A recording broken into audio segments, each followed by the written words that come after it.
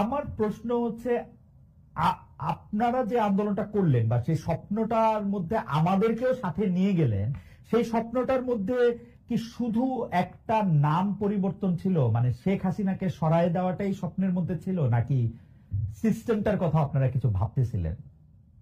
অবশ্যই সিস্টেমটার কথা। এটা শুধু আমার মনে হয় যে খালেদ ভাই আমার একার কথা না, এবং আন্দোলনটা আপনি যেভাবে বললেন আমি একটু ভিন্নভাবে ব্যাখ্যা করি।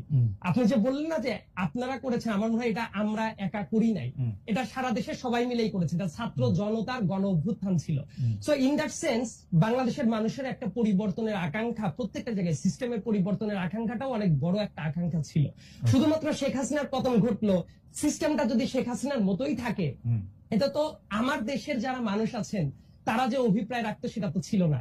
তো মানুষের ভেতরে একটা সিস্টেম পরিবর্তনেরও একটা আকাঙ্ক্ষাটা ছিল, এবং সেই আকাঙ্ক্ষা থেকেই কিন্তু মানুষ এইভাবে স্বতঃস্ফূর্ত ভাবে ঝাঁপিয়ে পড়েছিল। এবং গত বছর ঠিক এই মুহূর্তে আমার কাছে মনে হয় যে ইলেকশন একটা বড় সিগনিফিকেন্ট পার্ট, কিন্তু ইলেকশনের পাশাপাশি দেশের অন্যান্য প্রত্যেকটা জায়গায়, মানে প্রশাসনিক জায়গায় যদি বলি, সাংস্কৃতিক জায়গায় যদি বলি, ল এন্ড অর্ডারের সিচুয়েশনের কথা যদি বলি, এমনকি দেশের অর্থনৈতিক সিস্টেমটা কিভাবে চলবে, প্রত্যেকটা জায়গায় মানুষের একটা পরিবর্তনের অভিপ্রায় ছিল।